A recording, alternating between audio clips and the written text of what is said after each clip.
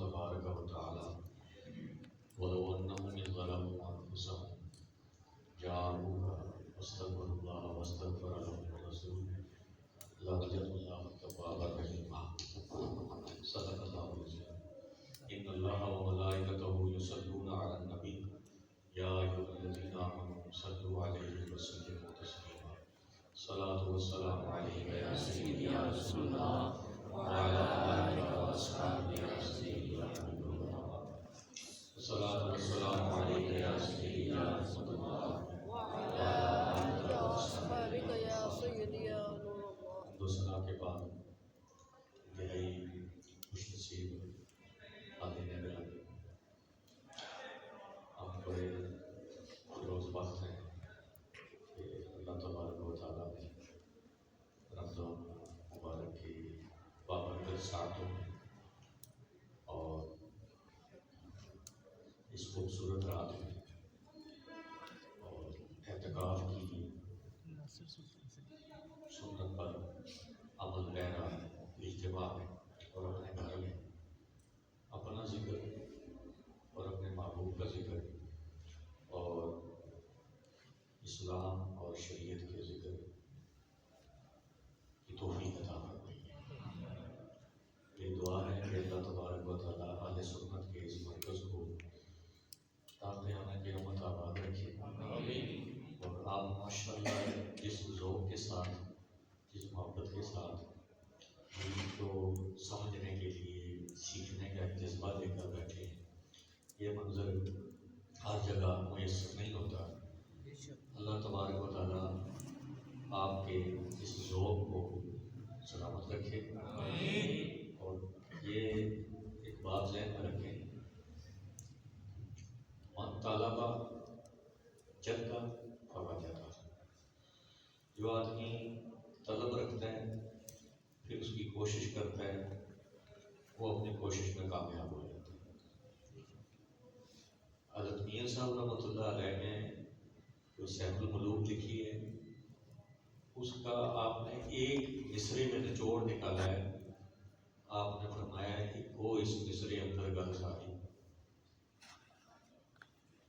جو طلب رکھے سو پاوے.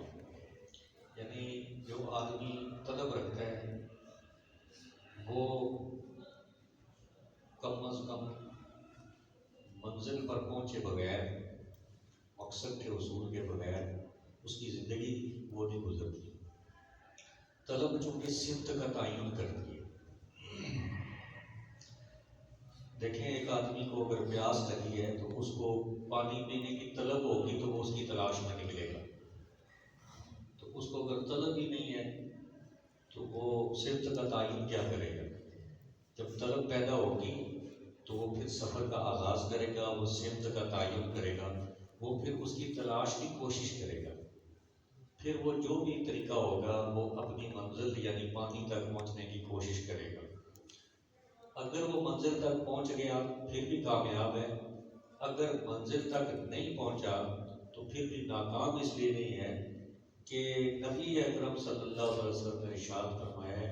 آپ کے ارشاد گرامی کا مفہوم ہے کہ دین کی طلب رکھنے والا, دین کے رستوں پہ چلنے والا, وہ اگر رستے میں ہی چلا جاتا ہے تو وہ شہید کی موت مرتا ہے. ضروری نہیں کہ ہر آدمی کو منزل ملے. میں ایک دو روایات آپ کو پیش کروں گا موضوع کے اعتبار سے, لیکن آپ کا یہ ذوق دیکھ کر مجھے ایک دو باتیں میں آپ کی حوصلہ افزائی کے لیے ضرور کرنا چاہتا ہوں. کہ مجھے ایک حکایت یاد آئی ہے, بزرگوں نے لکھا ہے کہ ایک بادشاہ تھا تو اس کا ایک بہت نایاب قیمتی موتی اس کی انگوٹھی کا وہ گم ہو گیا. تو اس نے اپنے جتنے درباری تھے اس کے قریبی ان کو کہا کہ بھائی یہ تلاش کرو, جو آدمی تلاش کرے گا اس کو میں اتنا انعام دوں گا. اب وہ سارے تلاش کرنا شروع ہو گئے. کوئی کہاں تلاش کر رہا ہے, کوئی کہاں تلاش کر رہا ہے, جہاں جہاں جس کا ذہن جاتا تھا. تو بالآخر ایک آدمی کو مل گیا. جب اس کو مل گیا تو جتنے تلاش کرنے والے تھے بادشاہ نے سب کو انعام دیا.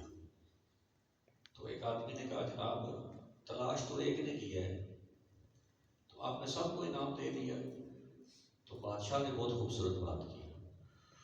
اس آخیا ایک سی تے ایک نو ہی ملنا سی. وہ تھا یہ وہ ملنا کسی ایک کو ہی تھا. تو اب جس کو وہ ملا ہے وہ تو ایک کو ملا ہے، لیکن اس کی جستجو میں یہ سارے شامل رہے، اس کی تلاش میں یہ سارے شامل رہے. تو بادشاہ کا یہ اصول ہے کہ موتی ایک کو بے شک ملے، لیکن جو اس موتی کی تلاش میں زندگی گزارتے ہیں وہ ناکام اور نامراد نہیں رہتے.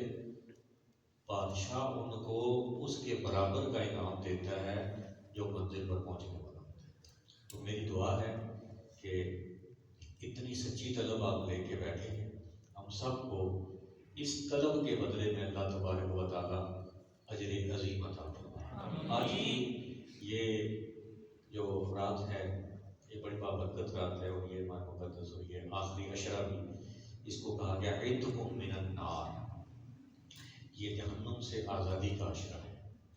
اور یہ اس ماہ مقدس میں اور خاص طور پر آخری عشرے میں ہم توبہ و استغفار کی کثرت کرتے ہیں.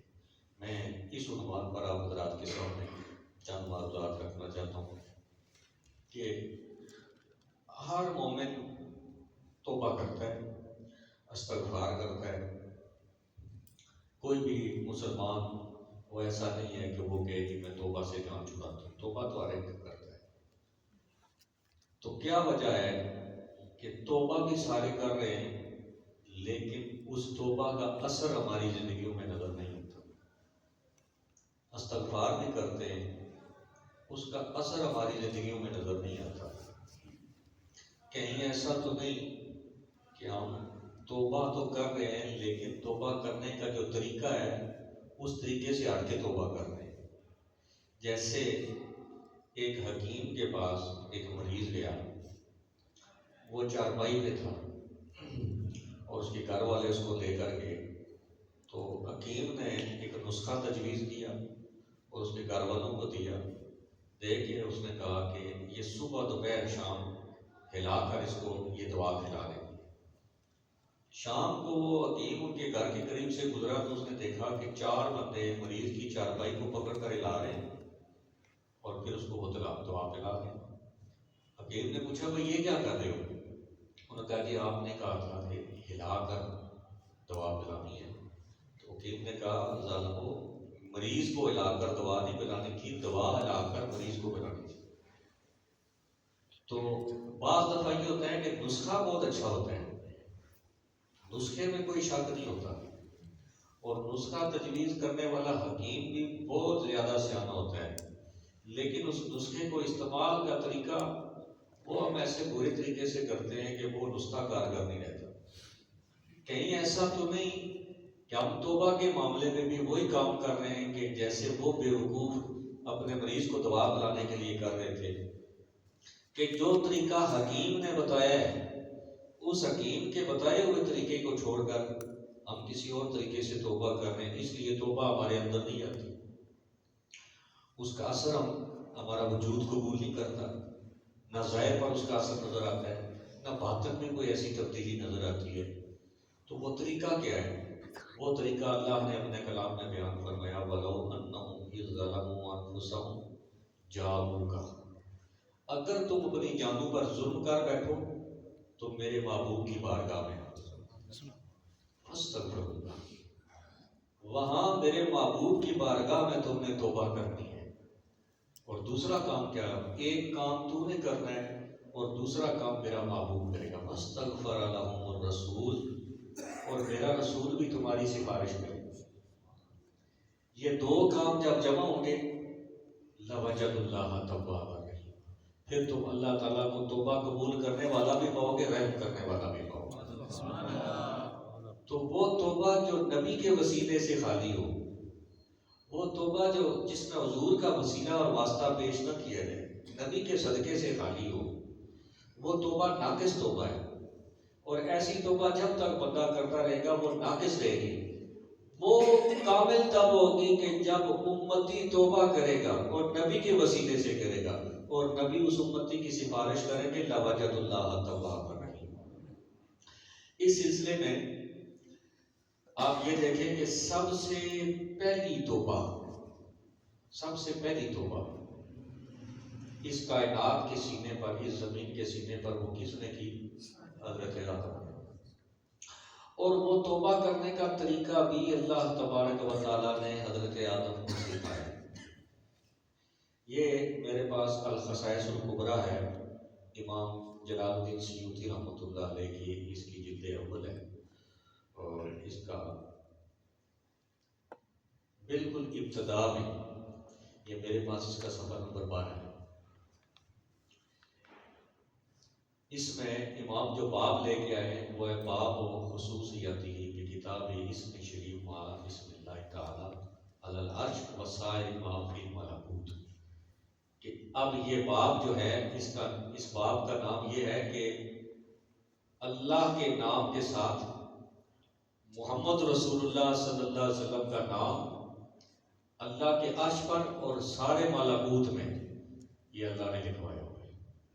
یہ امام سیوطی رحمۃ اللہ علیہ، اس میں آپ بہت خوبصورت ایک روایت لے کے آئے، اور اس کو آپ نے فرمایا اخرج الحاکم والبیہقی والطبرانی فی الصغیر وابو نعیم وابن عساکر، یعنی ساری کتابوں میں یہ حدیث موجود ہے۔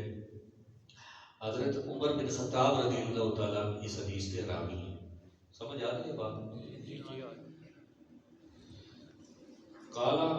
قال رسول اللہ صلی اللہ علیہ وسلم، حضرت عمر فرماتے ہیں کہ رسول اللہ صلی اللہ علیہ وسلم نے ارشاد فرمایا لما اقترف آدم الخطیہ، جب حضرت آدم علیہ السلام سے وہ معاملہ ہو گیا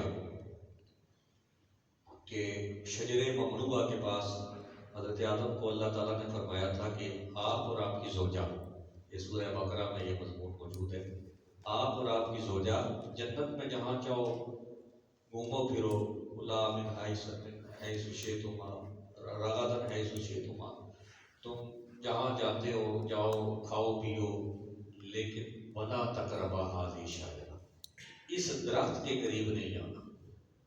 تو وہ جب وہ معاملہ ہو گیا تو آدم علیہ السلام توبہ کر رہے ہیں۔ مفسرین نے مختلف اس کی لکھا ہے اوقات، یعنی اس کا یعنی دورانیہ، بعض نے 40 سال لکھا ہے، بعض نے 60 لکھا، بعض نے اس سے کم زیادہ بھی لکھا ہے۔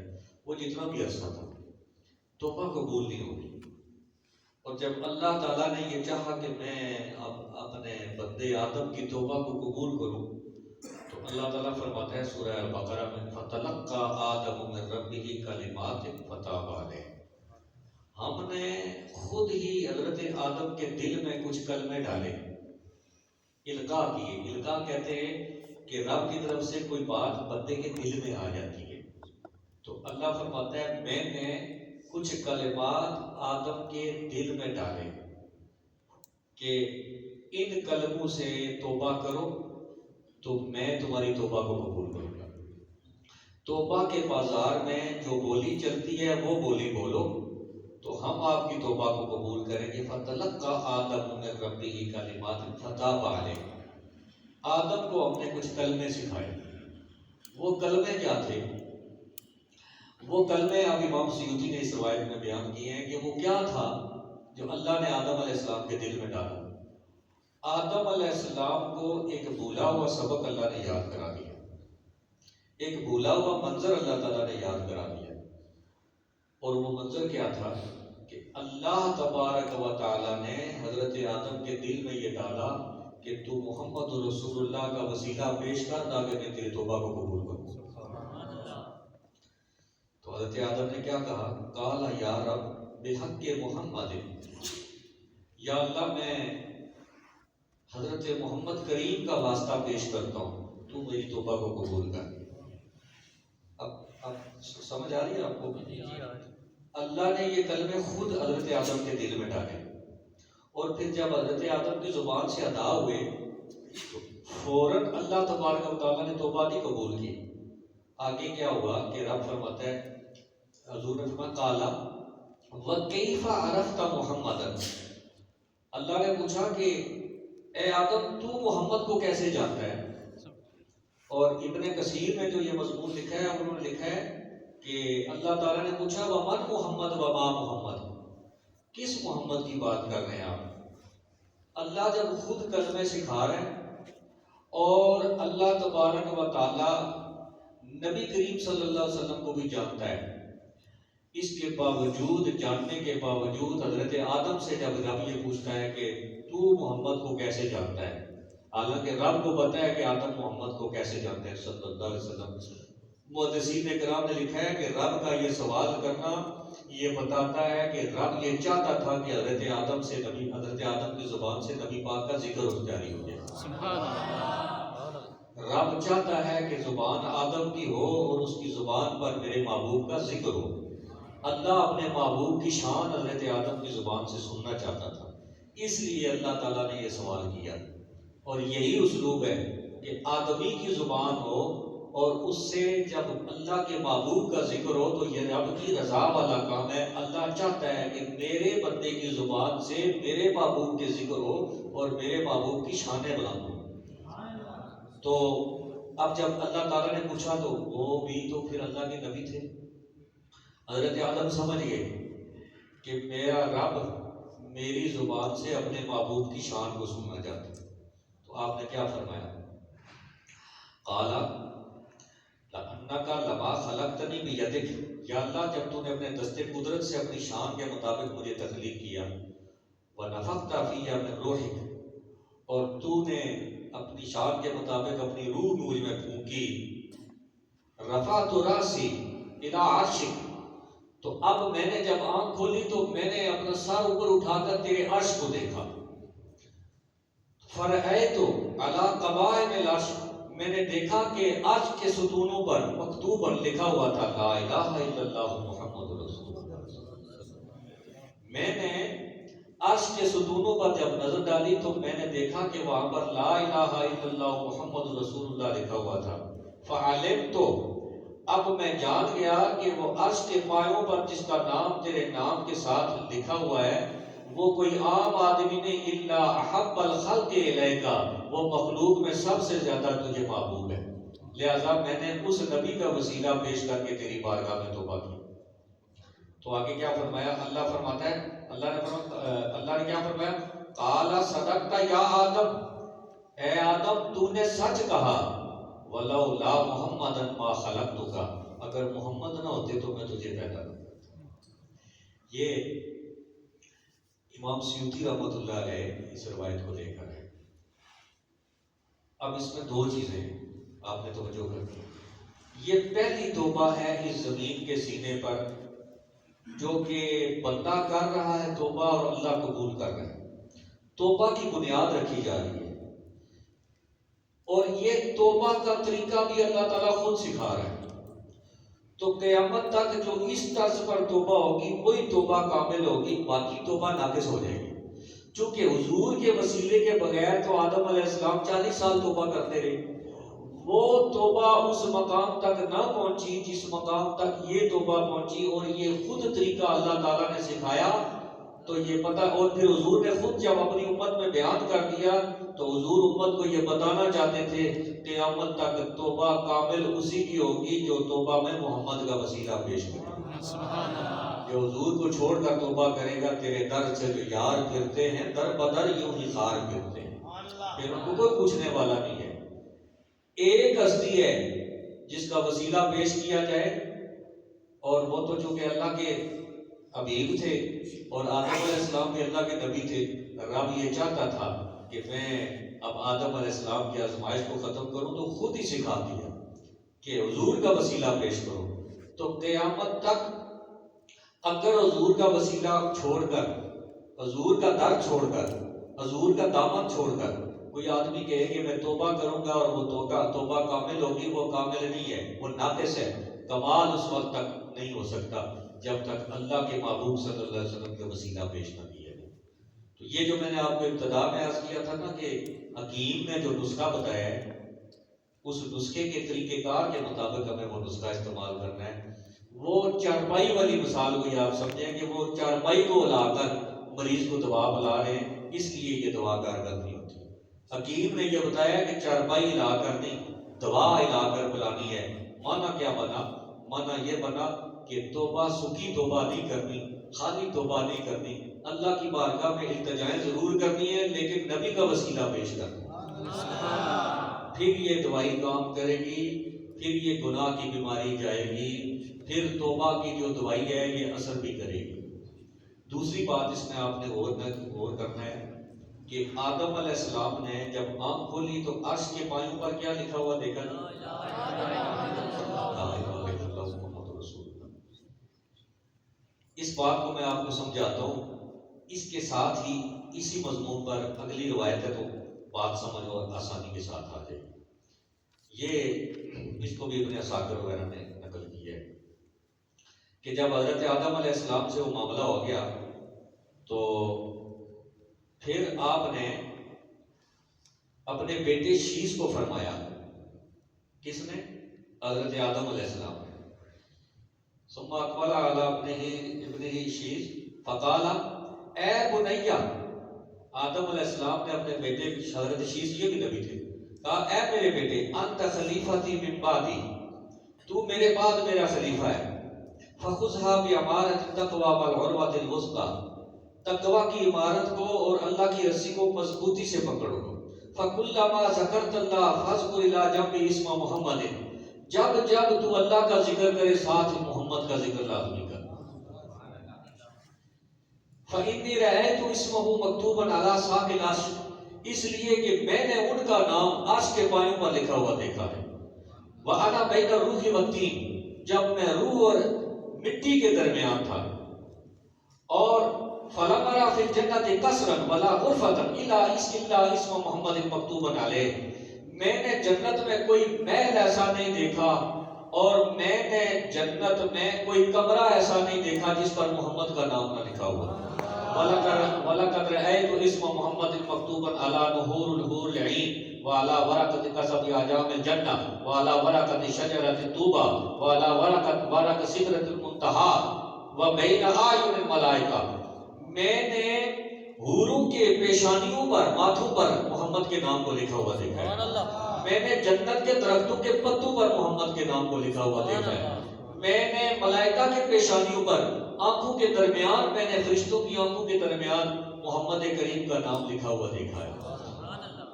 یہ حضرت آدم علیہ السلام کس کو کہہ رہے ہیں؟ اپنے بیٹے شیش کو کہہ رہے ہیں۔ دوسری جو روایت جو میں نے آپ کو ابھی پہلے بیان کی ہے، اس میں آدم علیہ السلام کہتے ہیں کہ جب میں نے آنکھ کھولی تو میں نے عرش کے ستونوں پر اللہ کے نام کے ساتھ محمد رسول اللہ صلی اللہ علیہ وسلم کا اسم گرامی لکھا دیکھا۔ یہ وہ پہلا منظر ہے جو حضرت آدم نے اپنی آنکھ میں دیکھا ہے۔ یہ پہلا منظر ہے۔ دیکھیں آدم علیہ السلام نے روح پھونکی کی، انہوں نے آنکھ کھولی تو سب سے پہلے جس چیز پر نظر گئی وہ عرش کا پایا تھا۔ سمجھ آ رہی؟ عرش کے پائے پر جب نظر پڑی تو سب سے پہلا جو منظر حضرت آدم نے اپنی آنکھ میں سمویا اور دل میں اتارا وہ اللہ کے نام کے ساتھ اللہ کے حبیب کا نام تھا۔ اور پھر یہ سبق سینہ بسینہ حضرت آدم نے اپنی نسل کو منتقل کی ہے، اور اللہ کی مہربانی سے ہم اہل سنت و جماعت وہ ہیں جنہوں نے حضرت آدم کا وہ سبق آج تک سنبھال کے رکھا ہوگا۔ یہ سنیوں کی مسجدوں میں آپ کو یہ چیز نظر آئے گی، اور آپ اپنی اس مسجد میں تجربہ کر کے دیکھ لیں وہ لکھا ہے یا رسول اللہ انظر حالنا، یا حبیب اللہ اسمع قالنا، اور ادھر آپ کو آیت الکرسی نظر آ رہی ہے، اور یہ دیکھیں ادھر آپ کو اوپر صلاۃ والسلام نظر آ رہا ہے، نیچے آیت الکرسی ہے۔ وہ سامنے جو دیوار ہے آپ کی وہاں پر اسماء الہی وہ نیلے رنگ کے نظر آ رہے ہیں، اور دوسری دیوار پر آپ کو حضور نبی اکرم صلی اللہ علیہ وسلم کے اسماء نظر آ رہے ہیں، یعنی ایک طرف اللہ کے نام ہے، دوسری طرف اللہ کے حبیب کے نام ہے۔ سنیوں کی مسجدوں میں ایک طرف یا اللہ لکھا ہوتا ہے، دوسری طرف یا رسول اللہ لکھا ہوتا ہے۔ ایک دیوار پر اگر الحمدللہ رب العالمین لکھا ہے، دوسری دیوار پر وما ارسلناک الا رحمۃ للعالمین لکھا ہوگا۔ ایک دیوار پر اگر کلمہ شریف لکھا ہے، دوسری دیوار پر الصلاۃ والسلام علیک یا رسول اللہ لکھا ہوگا۔ کچھ لوگوں کو غلط فہمی ہوتی ہے، وہ ہم نے یہ دیکھا بھی ہے، مشاہدے میں بھی آیا کہ بعض لوگ بعض علاقوں میں، یہاں تو بڑا پرامن علاقہ ہے پنجاب کے علاقوں میں، رات کے اندھیرے میں جاتے ہیں تو مسجدوں میں یا اللہ جہاں لکھا ہوتا ہے وہ رہنے دیں، ساتھ یا رسول اللہ مٹا دیتے ہیں، اور کہتے ہیں جی کہ یہ سنی لوگ نبی کو رب سے ملانے کی کوشش کرتے ہیں۔ میں نے کہا تو ملانے کی کوشش کرتا ہے، تو نبی کو رب سے جدا سمجھتا ہے؟ ہم تو نبی کو رب سے جدا ہی نہیں سمجھتے۔ ہمارے امام نے فرمایا بخدا خدا کا یہی ہے در، نہیں کوئی اور مفر مگر، جو وہاں سے ہو یہی آ کے ہو، جو یہاں نہیں تو وہاں نہیں۔ اصل بات یہ ہے کہ یہ ہمارے باپ حضرت آدم کا دیا ہوا درس ہے کہ اگر عرش کے کنگرے اور عرش کے ستون ان پر اللہ کے نام کے ساتھ رسول اللہ کا نام لکھا ہوا ہے، جنت کے دروازوں پر حضور کا نام لکھا ہوا ہے، جنت کے درختوں کے پتوں پر حضور کا نام لکھا ہوا ہے، حوروں کی پیشانیوں پر حضور کا نام لکھا ہوا ہے، تو جس نام کے ساتھ اللہ کے نام کے ساتھ جس حبیب کا نام عرش کے ستونوں پر لکھا ہوا ہے، مسجد کی دیواروں پر بھی اسی کا نام لکھا جائے گا، مسجد کے ستونوں پر بھی اسی کا نام لکھا جائے گا۔ یہ حضرات بدعت نہیں ہے، یہ ہمارے باپ حضرت آدم کا دیا ہوا وہ سبق ہے جو ہمارے وہ بھائی بھول چکے ہیں۔ سنی نے الحمدللہ آج بھی یاد کیا ہوا ہے، اس لیے کہ سنی ظاہر کا علم کا بھی وارث ہے اور باطن کا علم کا بھی وارث ہے۔ حضرت آدم نے وہ جو نور اپنے دل میں سمیٹا تھا نا، وہ نور چلتے چلتے آج بھی سنی کے سینے میں آ رہا ہے۔ اگر ایک ان پڑھ سنی وہ گاؤں کے کسی دوسرے کونے میں جا کر کوئی مسجد تعمیر کرتا ہے تو وہ مولوی صاحب سے مشورہ کیے بغیر یا اللہ یا رسول اللہ لکھا دیتا ہے، وہ کسی کتاب میں اس نے نہیں پڑھا، اس کی فطرت میں یہ چیز ہے کیونکہ وہ حضرت آدم کا بیٹا ہے۔ تو ہم الحمدللہ اپنے باپ کے دیے ہوئے سبق پر بھی، تو نتیجہ کیا نکلا کہ توبہ اسی کی کارگر ہوگی جس شخص نے توبہ کا بتایا ہوا طریقہ اور فارمیٹ اور فارمولہ اس پر عمل کیا، اللہ تبارک و تعالیٰ اس کی توبہ کو قبول بھی کرے گا۔ میں نے جو آیا مقدسہ آپ حضرات کے سامنے تلاوت کی کہ وَلَوْ أَنَّهُمْ إِذْ ظَلَمُوا أَنفُسَهُمْ جاؤں، اس آیت کی تفسیر میں ایک روایت میں آپ کو پیش کرتا ہوں۔ مولا علی شیر خدا کے راوی ہے۔ نبی پاک صلی اللہ تعالی علیہ وسلم کے وصال کا تیسرا دن تھا، ایک اعرابی آیا اور اس نے یہ آیت پڑھی ہوئی تھی کہ وَلَوْ أَنَّهُمْ إِذْ ظَلَمُوا أَنفُسَهُمْ جاؤں، اگر اپنی جان پر ظلم کرو تو نبی کے پاس پہنچ جاؤ، فَاسْتَغْفِرُوا اللَّهَ، وہاں جا کر توبہ کرو، وَاسْتَغْفَرَ لَهُمُ الرَّسُولُ، رسول تمہاری سفارش کرے۔ اب جب وہ آیا تو مدینہ پاک کی گلی میں آ کر کسی صحابی سے حضور کا پوچھا، تو صحابہ چونکہ غم میں نڈال تھے، وہ اپنی زبان پر لا ہی نہیں سکتے تھے کہ ہم کیسے کہیں گے حضور دنیا سے تشریف لے گئے، تو انہوں نے مسجد کی طرف اشارہ کیا کہ جاؤ۔ مسجد میں جب آئے تو قبر مصطفیٰ صلی اللہ علیہ وسلم کے پاس مولا علی بیٹھے ہوئے تھے۔ حضرت علی سے آ کر پوچھتے ہیں کہ حضور کدھر ہیں؟ مولا علی کی آنکھوں سے آنسو جاری ہوئے، کچھ اپنی زبان سے نہ کہہ سکے، بس قبر مصطفیٰ کی طرف اشارہ کر کے فرمایا یہاں موجود ہے۔ لو جو اس اعرابی کو پتہ چلنے کی دیر تھی تو وہ حضور کی قبر انور کے ساتھ لپٹ کر رونے لگا، بچوں کی طرح بلک بلک کر رو رہا ہے اور کہتا ہے یا رسول اللہ، اللہ کا فرمان مجھ تک پہنچا ہے کہ جان پر ظلم کر بیٹھو تو آپ کے پاس ہوں، میں اپنی جان پر ظلم کر کے بیٹھا، بڑی امید لے کر آپ کے دربار میں آیا، یہاں پہنچا تو میری دنیا ہی اجڑ گئی، یا رسول اللہ میرا کیا بنے گا؟ اب میری توبہ کیسے قبول ہوگی؟ اب میری سفارش کون کرے گا؟ اب میرا کیا بنے گا؟ میں تو بڑی دور سے آیا ہوں۔ آگے دو روایتیں، ایک روایت یہ ہے کہ اس کو قبر مصطفیٰ صلی اللہ علیہ وسلم سے آواز آئی کا تو غفر لک یا اعرابی، او اعرابی تو آ گیا، تیری اللہ نے مغفرت کر دی ہے۔ دوسری روایت یہ ہے کہ مولا علی شیر خدا رضی اللہ تعالیٰ کو اونگ آئی، ان کے خواب میں نبی پاک صلی اللہ علیہ وسلم تشریف لائے اور فرمایا میری قبر پر آنے والے اس اعرابی کو یہ بتا دے تو نے اللہ کی مغفرت کے خزانے کے تالے کی چابی کو پا لیا ہے، تو نے یہ چابی لگائی ہے، اللہ نے تیری بخشش و مغفرت کر دی۔ حضور کا نام یہ آنے کی دیر ہے، اللہ تبارک و تعالی مغفرت کے دروازے کھول دیتا ہے۔ درود پڑھیے، بڑی خوبصورت، میں آپ کو ایک روایت سناؤں، یہ حلیہ شریف میں موجود ہے۔ حلیہ شریف کے حوالے سے امام سیوطی رحمۃ اللہ تعالی علیہ نے اس کو صفحہ نمبر 29 پر نقل کی ہے۔ حضرت وہب اس کے راوی ہیں، کہتے ہیں کان فی بنی اسرائیل رجل، بنی اسرائیل میں ایک آدمی تھا، اصلہ تعالی 100 سنہ، اس نے پورا 100 سال اللہ کی نافرمانی کی. کتنی؟ 100 سال تک اس نے اللہ کی نافرمانی کی. ثم مات، پھر وہ مر گیا. فَأَخَذُوهُ فَأَلْقُوهُ عَلَى مَزْبَلَةٍ.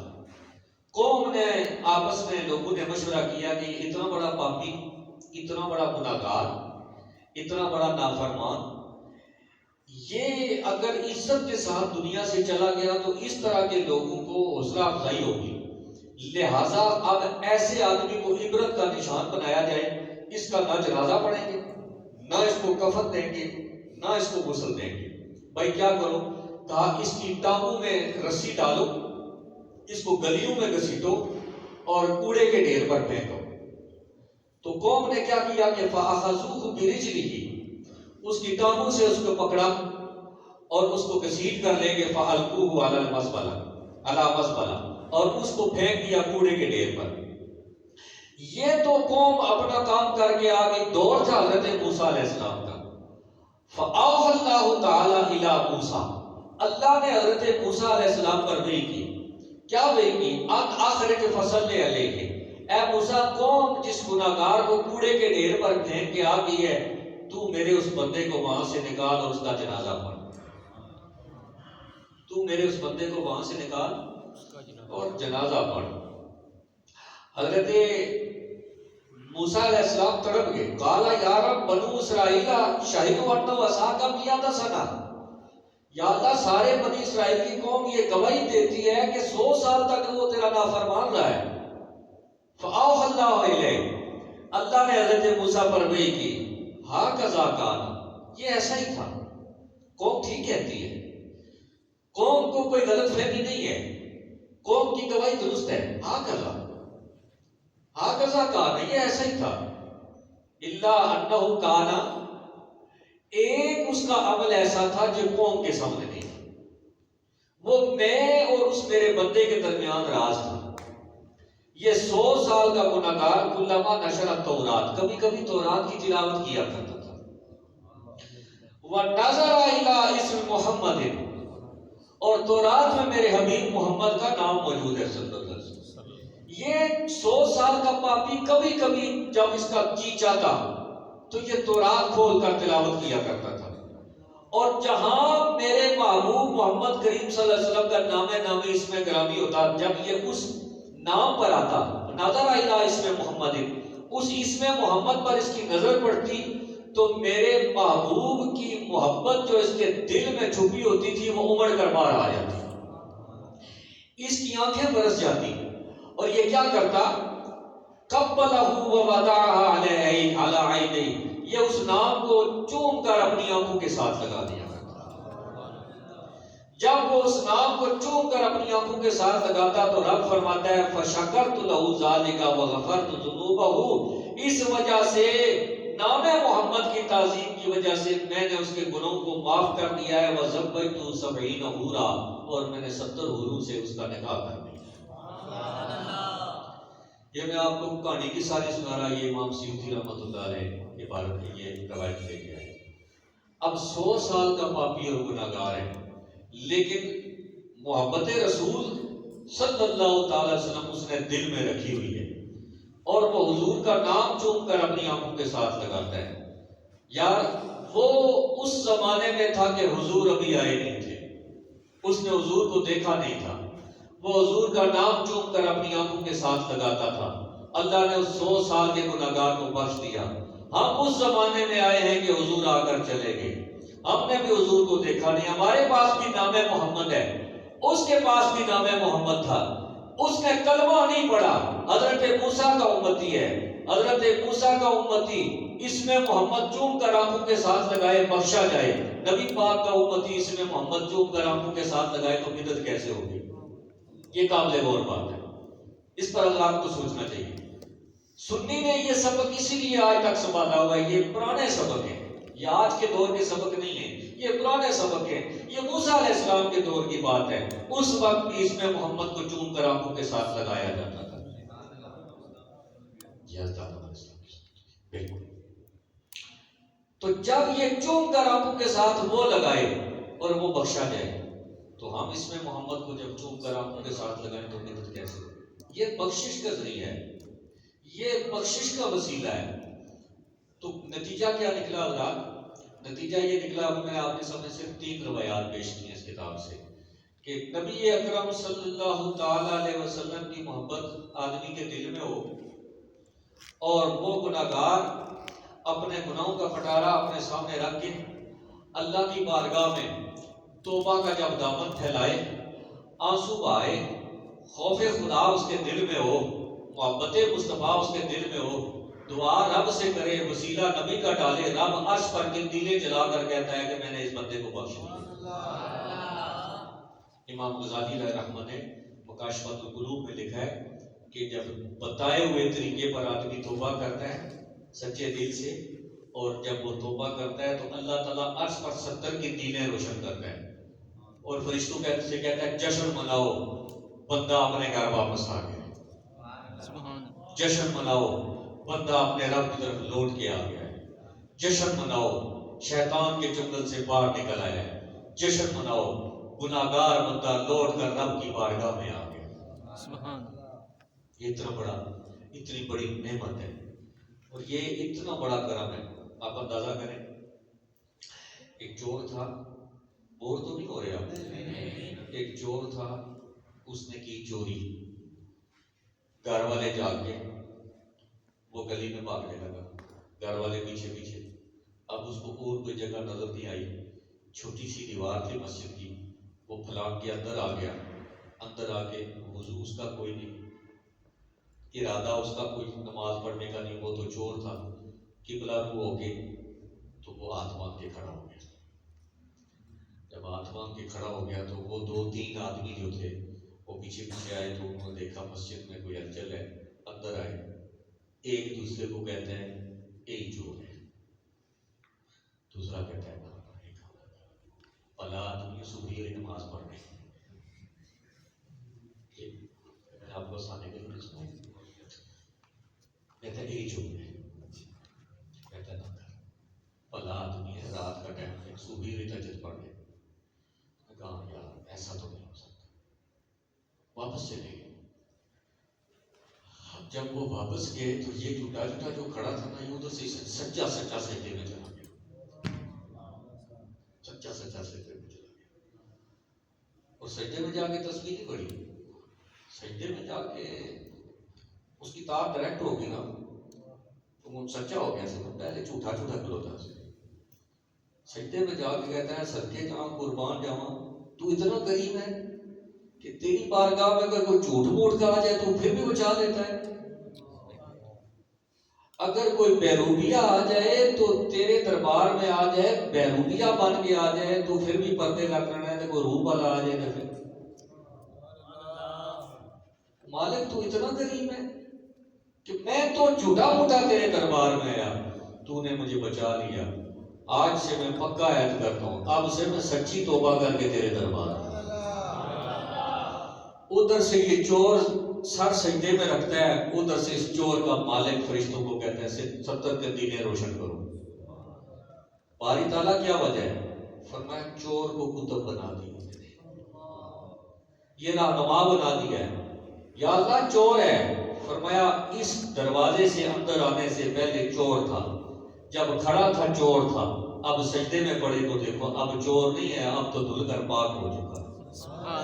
اور اتنی دیر لگتی ہے، لمبیاں تسمیاں کوئی ضروری نہیں ہے کہ آدمی اگر حضور قلب نہ ہو، سچی توبہ نہ ہو تو بندہ کہ میں 10,000 دفعہ استغفار پڑھتا ہوں، اچھی بات ہے، ثواب مل جائے گا، لیکن وہاں تک پہنچنے کے لیے یہ لمبی تسبیح نہیں، لمبے وظیفے نہیں، وہ منٹو کا کام ہوتا ہے، وہ اس مالک کا اپنا ایک طریقہ کار ہے۔ ایک بادشاہ تھا، اس نے اپنے درباریوں سے کہا کہ بھائی مجھے سوال یہ ہے کہ بتاؤ کہ بندہ رب سے کیسے ملتا ہے؟ بور تو نہ ہو رہے؟ بندہ رب سے کیسے ملتا ہے؟ وہ اپنے سلطنت میں جتنے علماء مشائخ ہر ایک نے اپنے علم کے مطابق جواب دیا، بادشاہ مطمئن نہیں ہو رہا۔ آخر میں اسے کسی آدمی نے کہا کہ تو سب سے پوچھتا ہے، تو یہ آپ کے محل کے باغ میں ایک فقیر ہے، مجذوب ٹائپ آدمی ہے، درویش آدمی ہے، تو وہ جو گھی لگا کے بیٹھا ہے تو اس سے پوچھ لو، اس کا کیا ہے نا، بڑے بڑے مفتی نہیں مطمئن کر سکے، تو وہ بابا بیچارہ نہ مسیحے گیا، نہ اسکولے گیا، نہ مدرسے گیا، وہ کیا بتائے گا؟ انہوں نے کہا پوچھنے میں کیا حرج ہے؟ انہوں نے کہا چلو ٹھیک ہے۔ اس نے اپنے 2 سپاہی بھیجے کہ بادشاہ سلامت بلا رہے ہیں۔ تو بابا کیا کہتا ہے، بادشاہ ہوگا تیرا، ہم کسی بادشاہ کو نہیں جانتے، ہم ایک ہی بادشاہ کو جانتے ہیں، اور اسی کی بارگاہ میں دن میں 5 دفعہ جاتے ہیں، اس کے بلانے پہ جاتے ہیں، جب وہ بلاتا ہے چلے جاتے ہیں، اسے جب بات کرنی ہوتی ہے وہ ہمیں بلا لیتا ہے، ہمیں جب طلب ہوتی ہے ہم بھی اس کے پاس پہنچ جاتے ہیں، باقی ہم کسی بادشاہ کو بادشاہ جب آپ بھاگ جاؤ۔ اب پھر وہ سپاہی تھے، ان کا بادشاہ صاحب وہ تو بڑا گستاخ آدمی ہے، وہ تو آپ کو بادشاہ نہیں مانتا۔ بادشاہ کو اتنا غصہ چڑھا کہ بادشاہوں نے کمند باز رکھے ہوتے تھے پہلے، وہ دور سے کمند پھینکتے تھے اور شکار کو لے آتے تھے۔ اس نے محل کی چھت پر کمند باز بھیجے، اس نے کہا اس گستاخ کو جال ڈالو اور گھسیٹ کر رسیاں ڈال کو میرے پاس لے آؤ۔ اب وہ کمند باز گئے اور انہوں نے، بڑے ماہر لوگ تھے، اس کی چٹھی میں جال ڈالا، رسیاں ڈال کے چھت سے، محل کی چھت سے، دیوار سے جو ہے وہ گھسیٹ کے یہ بادشاہ کے سامنے آ کے پھینکا۔ بادشاہ تخت پہ بیٹھا ہے اور بابے کو جب بادشاہ کے سامنے آ کر پھینکا تو بابا مسکرانے لگا۔ تو اب بادشاہ بڑا حیران ہے کہ میں نے اس کو رسیاں ڈال کے اپنے پاس بلایا اور یہ ہنس رہا ہے۔ بادشاہ اس کو کہتا ہے کیوں ہنس رہے ہو؟ اس نے کہا کہ میں بڑا حیران ہوں کہ اتنی بڑی سلطنت کا بادشاہ اتنا بڑا بیوقوف آدمی ہو سکتا ہے۔ اس نے کہا کیا بیوقوفی؟ اس نے کہا سوال کا جواب تیرے سامنے پڑا ہے اور تجھے ابھی بھی سمجھ نہیں آئی، تو اتنا بڑا بیوقوف ہے۔ اب بادشاہ کہنے لگا کہ کھولو اس بابے کو، یہ بابا کو سیانا ہے، سیانیاں کرنا پڑتا ہے۔ تو اس نے کہا جی سمجھائیں۔ تو آپ نے فرمایا کہ سمجھانے کے لیے پھر تجھے اپنے غرور کے تخت سے نیچے اترنا پڑے گا، ایتھے میرے سامنے بیٹھ، ادھر نیچے آ، برابر آ اور التجا کر، پھر ہم تجھے یہ رسی کھول کے دیتے ہیں۔ بادشاہ تخت سے نیچے اترا، بابے کے سامنے بیٹھا۔ انہوں نے کہا بادشاہ 2 طریقے ہیں، ایک یہ ہے کہ بندہ رب سے کیسے ملتا ہے، اور دوسرا یہ ہے کہ رب بندے سے کیسے ملتا ہے۔ جیسے تو بادشاہ ہے اور میں تم سے ملنا چاہتا ہوں، اس کے لیے اصول، ضابطہ، قانون، قاعدہ، طریقہ، مجھے اپوائنٹمنٹ لینی پڑے گی، پھر تیرے دربانوں کی منتیں کرنی پڑے گی، پھر تو کوئی وقت عنایت کرے گا، پھر میں اس وقت پر دربار میں آؤں گا، پھر میں لائن میں لگوں گا، پھر میری جامع تراشی ہوگی، پھر کہیں جا کر میرا وقت آئے گا، پھر تیری مرضی ہوئی تو مجھے ملے گا، نہیں ملے گا تو پھر بھی نہیں ملے گا۔ یہ ہے ایک طریقہ۔ اور دوسرا طریقہ یہ ہے کہ تو نے جب مجھے ملنا چاہا، تو نے کوئی اصول نہیں دیکھا، کوئی ضابطہ نہیں دیکھا، کوئی طریقہ نہیں دیکھا، کوئی کلیہ نہیں دیکھا، کوئی قانون نہیں دیکھا، کوئی قاعدہ نہیں دیکھا، کچھ بھی نہیں دیکھا، تو نے اپنے کمند باز بھیجے، نہ وقت کی ضرورت پڑی، نہ دن طے کرنے کی ضرورت پڑی، نہ رستوں کی کوئی مصیبت پڑی، نہ کسی سے پوچھنے کی ضرورت پڑی، نہ کوئی جامع تلاشی ہوئی، تو نے کمند باز بھیجا، مجھے اپنے پاس بلا لیا۔ ایسے ہی 2 طریقے ہیں، ایک بندہ رب کے پاس جب جانا چاہتا ہے تو وہ اس کے لیے طریقہ کار ہے، وہ عبادات کے ذریعے سے جائے گا، وہ وظائف کے ذریعے سے جائے گا، وہ استغفار کی کثرت کے ذریعے سے جائے گا۔ اور دوسرا طریقہ یہ ہے کہ رب بندے سے جب ملنا چاہتا ہے تو وہ پھر سارے اصول ضابطے چھوڑ کر وہ اپنا کوئی کمند باز بھیج کر وہ بندے کو پکڑ کر اپنے پاس لے آتا ہے اور فرمایا بادشاہ سن، اس دنیا میں اللہ کے دوست رب کے بھیجے ہوئے کمند باز ہیں۔ رب جب اپنے کسی بندے کو منزل پر پہنچانا چاہتا ہے تو وہ اپنے کسی ولی کو اس کو بتا دے دیتا ہے، بس وہ وہاں تک پہنچتا ہے اور وہ خدا کی بات کرتا ہے۔ یہ وہ رستہ ہے حضرات جس رستے سے گناہگار رب کی بارگاہ تک پہنچتا ہے۔ اس پر میں آپ سے آخری بات عرض کرتا ہوں اور پھر اجازت چاہتے ہیں۔ حضرت امام جعفر صادق رحمۃ اللہ تعالیٰ علیہ، ان سے ایک آدمی نے سوال کیا کہ حضرت وہ نیکی بتائیں جو نیکی کر کے بندہ رب سے دور ہو جاتا ہے، اور وہ گناہ بتائیں جو گناہ کر کے بندہ رب کے قریب ہو جاتا ہے نا عجیب سوال۔ اب میری طرح کو خوش مولوی ہوتا تو وہ کہتا کٹو اس کی کسی تھپا، وہ کون سی نیکی ہے جو نیکی کر کے بندہ رب سے دور ہو جائے؟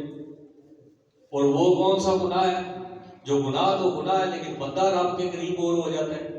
تو امام جعفر صادق رحمۃ اللہ تعالیٰ نے فرمایا ہاں، ایک نیکی ایسی ہے بندہ نیکی کرتا ہے رب سے دور ہو جاتا ہے، اور ایک گناہ ایسا ہے بندہ گناہ کرتا ہے رب کے قریب ہو جاتا ہے۔ فرمایا وہ نیکی جو نیک عمل کے کرنے کے بعد بندے کے دل میں تکبر پیدا ہو جائے، غرور پیدا ہو جائے، ریاکاری کا عنصر آ جائے کہ میں بڑا نیک ہوں، میں بڑا متقی ہوں، میں بڑا پرہیزگار ہوں، میں بڑا نمازی ہوں، میں بڑا غازی ہوں، میں نے یہ کیا، میں نے وہ کیا۔ جب اپنی نیکی پر اس کو تکبر اور تفاخر کی بیماری آ گئی، وہ نیکی کر کے نیکی ہونے کے باوجود وہ رب سے اس کو دور کر کے لے گئی۔ اور فرمایا وہ گناہ جو گناہگار گناہ کرتا ہے، گناہ کرنے کے بعد پھر اس کی آنسو نکل آتے ہیں اور وہ رب کی بارگاہ میں عرض کرتا ہے اللہ میں ہے تو تیرا ہی بندہ ہوں، گناہگار ہوں، گناہ مجھ سے ہو گیا لیکن میں تیرا ہی بندہ ہوں، لے تیری بارگاہ میں آ کر میں نے ہاتھ جوڑ دیے، مالکہ مجھے معاف کر دے۔ استغفار کرتا ہے، توبہ کرتا ہے۔ فرمایا وہ گناہ اس نے کیا، گناہ پر شرمندہ ہوا، شرمندگی پر توبہ کی، اللہ نے اس کی توبہ کو قبول کیا تو یہ گناہ اس کے قرب کا وسیلہ اور ذریعہ بن گیا۔ یہ سیدھا رستہ ہے، آسان طریقہ کار ہے۔ لمبی تسبیحاں پھیرنے سے رب راضی نہیں ہوتا، لمبے چلے کرنے سے رب راضی نہیں ہوتا۔ رب کو راضی کرنے کے اللہ تعالیٰ نے بہت آسان اور سیدھے رستے بتائے ہوئے ہیں، اور اس عنوان پر ایک روایت آپ سماعت کریں گے۔ یہ حضرت ابن مسعود اس کے راوی ہیں، ٹھیک ہے، اس کے بعد سوال جواب آپ کر سکتے ہیں، ٹھیک ہے۔ حضرت ابن مسعود رضی عبداللہ ابن مسعود اس کے راوی ہیں، اور یہ حضرت ابو بکر صدیق سے روایت کرتے ہیں۔ حضرت ابو بکر صدیق رضی اللہ تعالیٰ فرماتے ہیں کہ جس وقت نبی کریم علیہ السلام نے، اب یہ بڑا غور سے سننا ہے کیونکہ اس کا آخر میں جو نتیجہ نکالوں گا ممکن ہے اس پر آپ کے کوئی سوال ہو، ٹھیک ہے۔ فرماتے ہیں جس وقت نبی کریم علیہ السلام نے نبوت کا اعلان فرمانا تھا، وہ وقت قریب تھا، تو خرجت الی الیمن، میں یمن گیا ہوا تھا، تو فنزلت علی شیخ من الازد، ازد کا علاقہ ہے یمن میں، تو وہاں ایک راہب کے پاس، شیخ کے پاس، ایک بابے کے پاس میں موجود تھا۔ اس دور میں جو فقیر لوگ ہوتے تھے، خانقاہیں ان کی، وہ راہب ہوتے تھے، بابے وہاں کے، تو وہ بہت متقی پرہیزگار لوگ ہوتے تھے۔ تو فرماتے ہیں عالم قد قرأ الکتب واتت علیہ 400 سنہ الا 10 سنین، کہ وہ پرانی کتابوں کا بہت بڑا عالم تھا اور 390 سال اس کی عمر تھی۔ کتنی؟ 390 سال اس کی عمر تھی۔ تو وہ اس نے مجھے جب دیکھا تو مجھے بلا کے اس الغابہ میں بھی یہ مضمون موجود ہے۔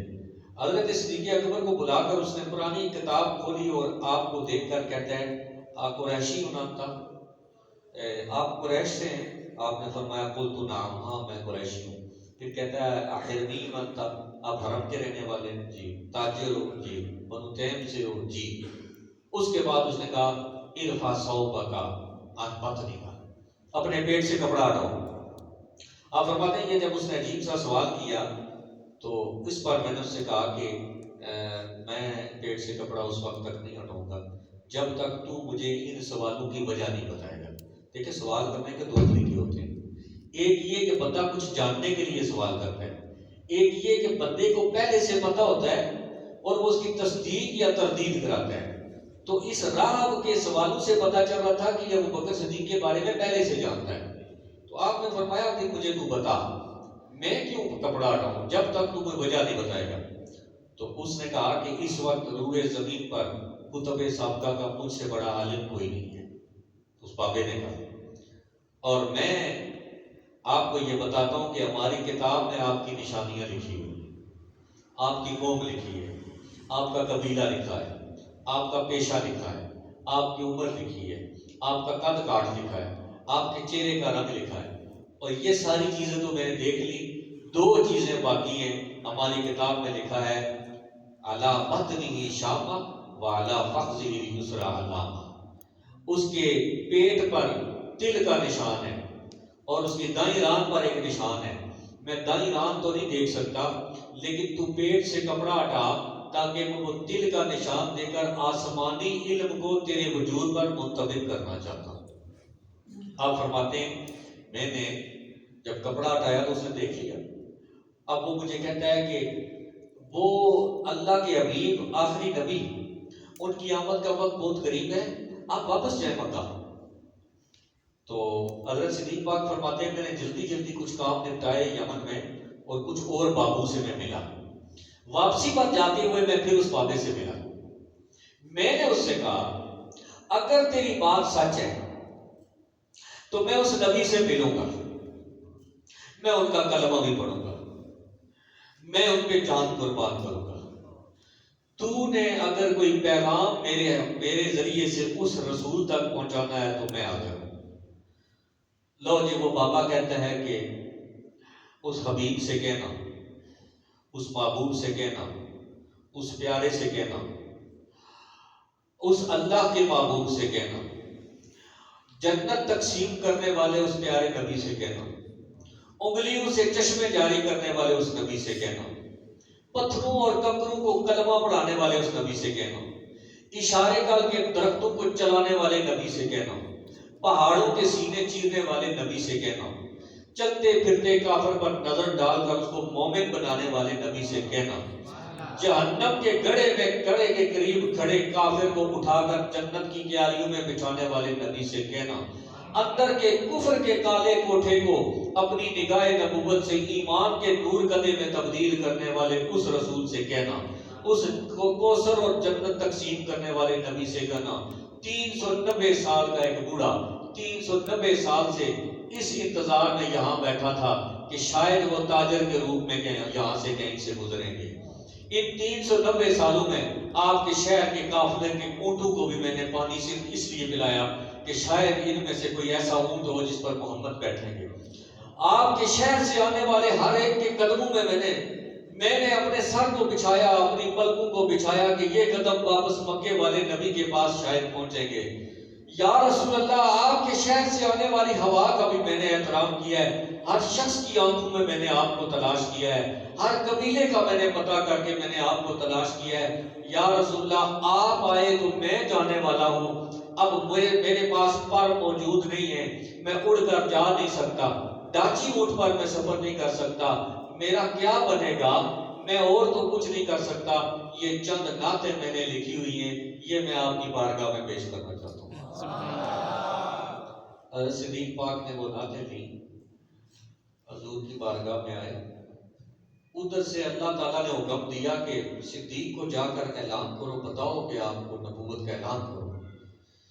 نبی اکرم صلی اللہ تعالیٰ علیہ وسلم صدیق اکبر کی تلاش میں نکل رہے ہیں، اور صدیق اکبر مکے میں داخل ہوتے ہیں تو یہ کہتے ہیں اگر بابے کی بات سچ ہے اور ایسا کوئی آدمی ہے تو وہ مکے میں ایک ہی ہے جن کا نام محمد ہے۔ سبحان اللہ۔ سیدھے حضور کی تلاش میں، حضور حضرت بکر صدیق کی تلاش میں، راستے میں دونوں کی ملاقات ہوئی تو دیکھتے ہی نبی پاک علیہ السلام نے فرمایا یا ابا بکر انی رسول اللہ الیک و الی الناس جمیعا، اللہ نے مجھے تیری طرف اور سارے لوگوں کی طرف رسول بنا کے بھیجا۔ سبحان اللہ۔ حضرت ابو بکر صدیق کہتے ہیں یا رسول اللہ منی سے پہلے بیٹھے ہیں، کلمہ پڑھانے والی گل ہے، ہاتھ آگے بڑھائیے، ہم بیعت کرتے ہیں۔ بیعت کرنے کے بعد حضرت صدیق پاک نے عرض کیا یا رسول اللہ اپنے ہستے نہیں، اپنے ہستے نہیں، باہر جاؤں گا، ابو جہل، ابو لہب، عتبہ، شیبہ، یہ جتنی کافر ٹیم ہے یہ مجھ سے پوچھیں گے کہ تو نے کلمہ پڑھا ہے، کیا دلیل دے کر پڑھا کلمہ؟ ماں دلیل ہوگا، حضور آپ کی دلیل کیا ہے؟ تو میرے نبی پاک علیہ السلام مسکرائے اور حضور نے فرمایا الشیخ الذی لقیتہ بالیمن، میری نبوت کی دلیل وہ بابا ہے جس سے تو یمن میں مل کے آیا، جس سے تو یمن میں مل گیا ہے۔ یہ عشق کی کھیل ہے۔ صدیق اکبر نے پورا بندوبست کیا ہوا تھا، کہنے لگے کم من شیخ الذی لقیتہ بالیمن، حضور میں تو یمن میں بہت سے بابوں سے مل کے آیا ہوں، آپ کس بابے کی بات کر رہے ہیں؟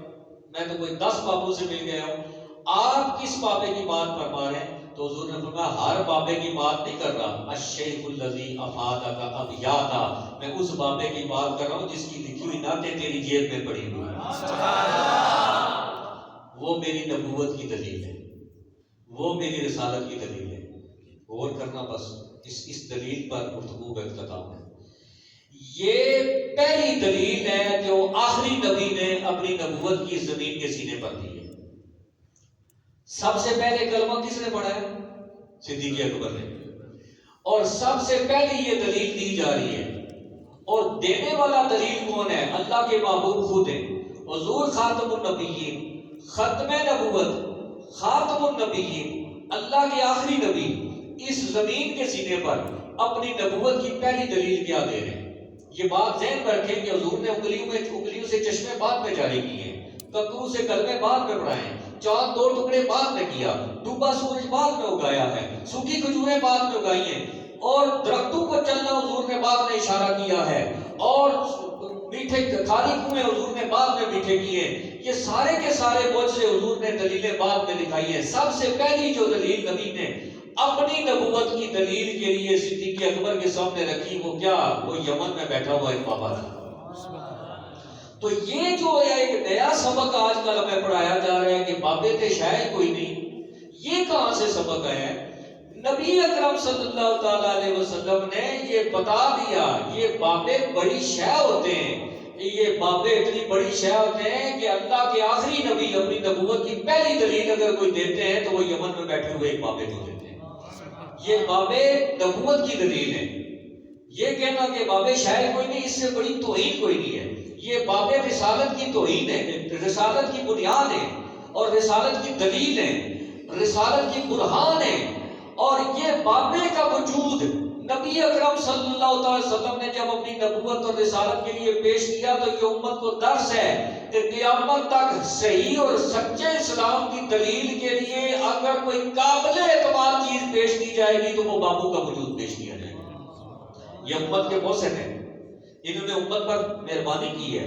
اگر یہ بابے نہ ہوتے تو آج بر صغیر میں اسلام کیسے آتا؟ چند صوفیاء ہیں بر صغیر میں، اور انہوں نے اپنے کردار کی طاقت سے سارے لوگوں کے دلوں کی دنیا کو تبدیل کر کے ان کے دل کے کفر کو مٹا کر اندر ایمان کے نور کا اجالا رکھا ہے۔ ہم قائد اعظم کو آج تک نہیں بھولے کہ جس نے پاکستان آزاد کرا کے دیا ہے، اور جن بابو نے جہنم سے آزاد کرایا ہے، ان کا کوئی احسان کوئی نہیں ہے، وہ شاید کوئی نہیں۔ قائد اعظم کو بھی لاکھ سلام ہم کرتے ہیں، لیکن اس نے ملک آزاد کر کے دیا ہے، اس نے خطہ آزاد کر کے دیا ہے، لیکن یہ وہ بابے ہیں کہ جن کے وجودوں کی برکت سے ہمیں جہنم سے آزادی ملی ہے۔ آج ہم اسلام کی باؤں میں احساس لے رہے ہیں، آج یہ آپ کی خوبصورت آپ کی مسجد بنی ہوئی ہے، اس میں ہم ذکر اذکار کر رہے ہیں۔